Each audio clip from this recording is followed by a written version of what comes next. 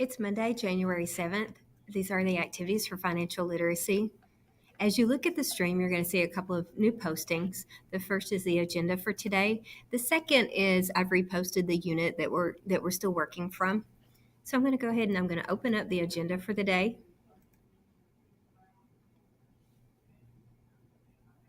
And you're going to see that I have several things listed or included for the day. Obviously, we're not going to make it through each of the activities. The first is to review class expectations. So that's something that was done today in the classroom. We reviewed things like my expectation to be on time, and that means you are in your seat, your computer is open by the time I close the door for class to become started. At that time, when I do close the door, Chromebook should be closed and put in the middle of the table. Okay. So at the very beginning of class, in that time where you're waiting for me to close the door, you should be taking a look at the agenda for the day, any assignments that I've returned that are graded, and things like that. Next thing, backpacks aren't allowed in the classroom. Those should be stored in your locker. That is a school requirement, not mine personally. And raising your hand to be heard, things like that. Just very basic information that you can find in your course syllabus. If you've got questions or concerns about anything, if you need a refresher, please feel free to make an appointment with me and we can sit down and we can kind of go over a few things just to make sure that you understand. The next thing that we did, we took a look at Dr. Smith's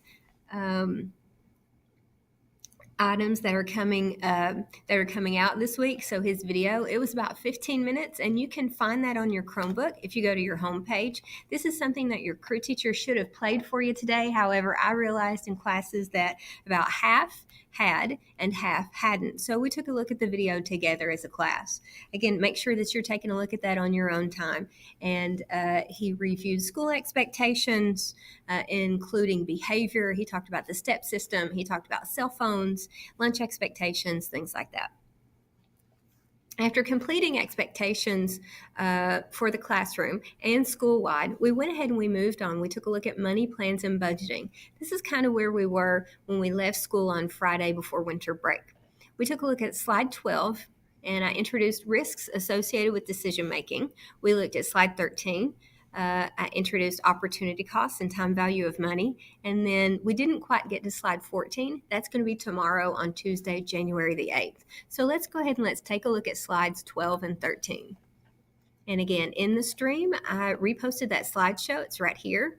And I'm going to open it up from my tabs. And slide 12 is where I'm going to navigate to. And again, so these are the risks associated with decision making. If you recall, before the break, we talked about the decision-making process and influences on decisions, both economic influences and personal influences. So here we go. Risks are associated with every decision. The following are common risks related to personal and financial decision making. The first, personal risks. So these are factors that can create a less than desirable situation. Personal risk may be in the form of inconvenience, embarrassment, safety, or health concerns. So an example might be if you volunteer for a play performance in the middle of class, something that you haven't had time to prepare for, you might risk embarrassment, especially if you're someone who embarrasses easily. Now, inflation risk. So rising prices can cause lower buying power. Buying an item later might mean a higher price. So if you'll think about gas prices here, they're very volatile. They change from one day to another. So if I bought gas today, maybe I'm going to get it at $2.20. However, if I wait till tomorrow, okay, and tomorrow comes and that gas has gone up to $2.49, I would pay more tomorrow. Okay, so again, that's inflation risk. Interest rate risks. So changing interest rates affect your costs when you're borrowing, okay, and can affect your benefits when you're saving or when you're investing. Income risk. Changing jobs or reduced spending by consumers can result in a lower income or loss of one's employment. So changing jobs, oftentimes what happens when you change one job and go to another, there's a little bit of a delay before you get your first paycheck. So sometimes you may be without a paycheck for around a month. During that time, most people are going to reduce their spending. Okay. Now, as a society, if most people, if they begin to tend to hang on to their money instead of spending it. So, for example, if we see more people holding on to their money and not buying cars, okay, you're going to see those manufacturers, okay, those car manufacturers reduce their output of automobiles. So if they're not moving inventory and they're not producing inventory, some people, especially the people who work on the line, they're going to start to lay them off, or they're going to lose their jobs. Now, liquidity risk, certain types of savings like CDs and even investments like real estate can be very difficult to convert to cash quickly. So you can't really go to the bank and I want money for this piece of land that I own or for my home.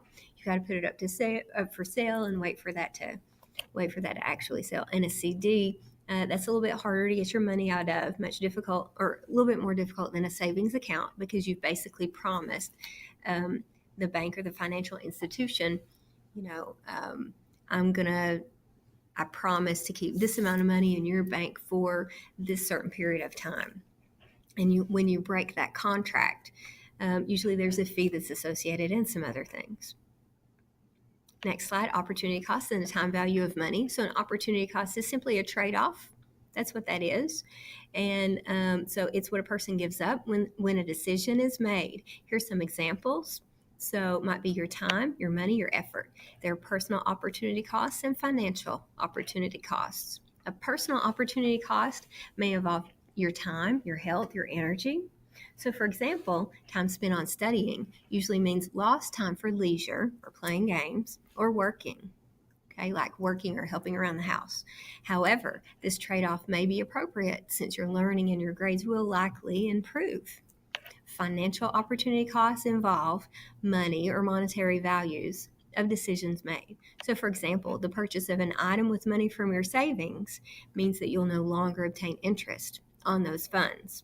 So, time value of money is connected right here to this financial opportunity costs and can be used to measure financial opportunity costs using interest calculations. So, here's an example right here.